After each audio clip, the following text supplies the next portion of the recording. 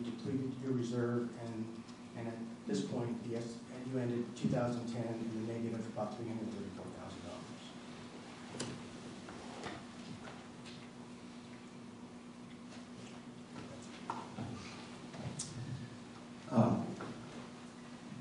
This may be premature. Perhaps you'd like to take discussions and that before we talk about what this basic chart is here, and if you'd like me to talk about that afterwards, we can. Or I can discuss it right now. Why?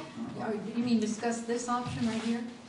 Yeah. Why would we be discussing that option and not be discussing the option of alleviating the weekly service and make it every other week like we had before? Yeah, I think we need to have discussion on the service and on some of the documentation and the data that has gone into these numbers, just to maybe get a laundry list, and then time is of the essence, and we need to eventually decide when and how we want to start the ball in motion to start doing the billing, but I think that there's some additional information we should discuss, because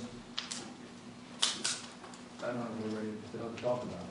Yeah, I mean, I go back to your whole numbers that you gave at the beginning. At the very beginning, you gave us a bunch of numbers, and you said, after it, you said there needs to be more research. Well, I agree, because I couldn't track those numbers in terms of those percentages, that 0.07 or whatever, 0.7. Even if you say that Atherton has 458 homes and Redwood City has 921 that they can service in the same time, and Middle Park 935, okay, they can service almost twice the number of homes in a day that they can service in Atherton. But that would just mean that our rate should maybe be double, when instead it's like multifold more than double. Right. And then you look at the green waste. Okay, Menlo Park is 40 pounds, we're 115 again, so we are like maybe triple. But again, the rates are far more than triple for Atherton than they are for any of those cities. Even if you combine it with the double the number of homes they can service. So even if you put all of that together, you look at the low numbers and you look at what's being charged for Atherton, and it's still totally out of whack, even with all those variables put together and compounded. So clearly we don't have all the data, because it doesn't make sense. And then how can you possibly discuss that without discussing the level of service? The level of service is one of the major components in the difference between what our old rate was and what the new rate is. And clearly, whenever you talk about cost, even when we talk about our own budget, the biggest cost in any budget these days is employment costs, our employment costs. And when we have a service, it's every week. That's a manpower, person power cost, and do we really need it? Do we really, if anything, it detracts from Atherton rather than adds to Atherton. The only thing we're getting is a single cycle and food waste. And I don't know how many of you feel good about food waste, but those garbage cans stink. You got a chance to miss that. And as much as I like to recycle, and I'm a really big recycler because I'm forever pulling stuff out at work, and I can't tell you how many times I'm in the garbage can, and that doesn't sound very nice, but it's true.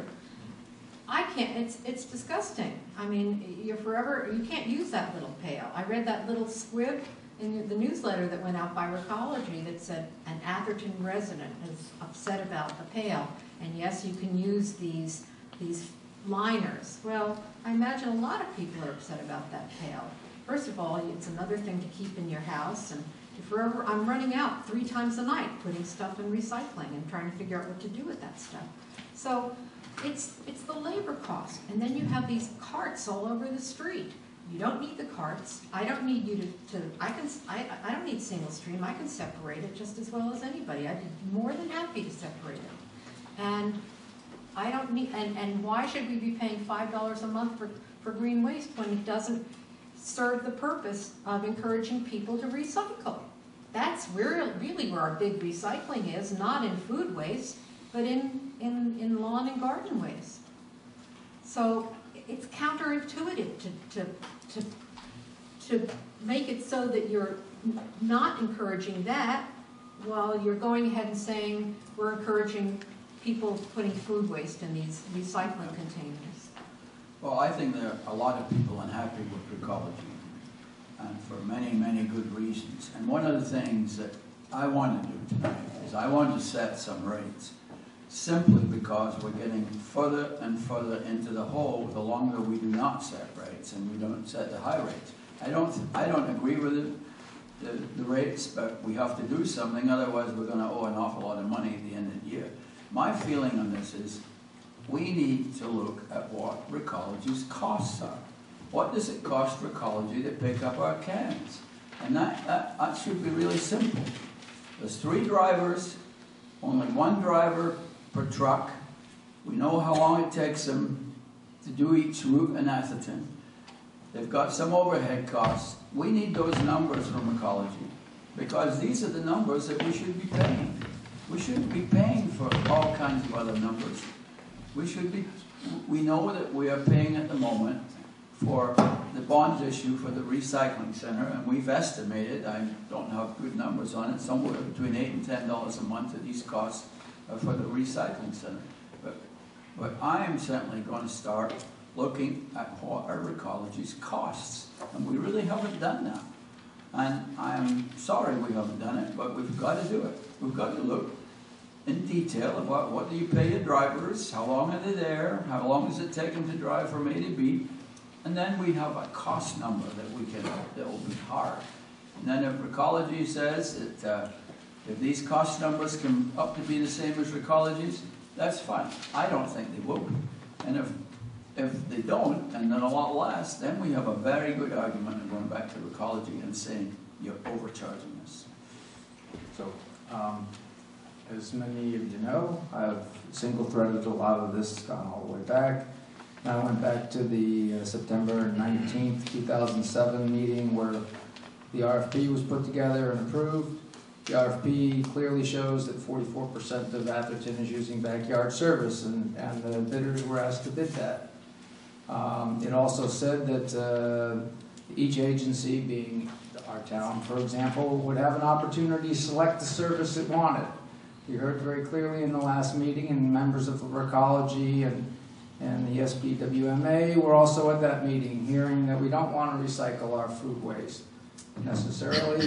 That's what's the driver of having the 2 pickups. But we were quite happy with having green and blue can pickups every other week. You talk to some of the drivers that are on the trucks. They're working very hard, they're working very long hours, and that's why many of the routes aren't getting completed on the schedules that they're at. So maybe you have a shortage, and it would be worthwhile if we would actually cut back on the service. That may save you some cost as far as additional staffing up, but then it would also give the residents what they want and save us some money as well. So we want to look at the types of services that we would like and make that clear as to what we want, but we'd also like to understand from whence the costs came. Because when I look through the RFP, it also says that all the costs were being allocated into 2 major buckets. And our costs were going into the South District. So how that got all parceled out, that's kind of a question for myself, and I think for the rest of the people on the council, to make sure that we are actually getting our piece. You brought in automated trucks. At a rate hearing in Hillsborough, you'd indicated that having an automatic truck allows you to process 300 to 400 more homes per route. So that doesn't make any sense to me that it costs us more to do our streets. Our streets are wide. They're not cars parked in the middle of them. Yes, they have to drive a little further to go from house to house. But to me, it's a straight shot. You don't have the liabilities of having to hit trucks or hit other cars that are in there. So I think that there's a lot of issues there. But I also, believe that, the mayor is right. I think that we need to start looking at estimating what we have, because as I understand from our attorney and from our city manager, the clock's ticking, and there's a period of time from which we can then go set rates. And so we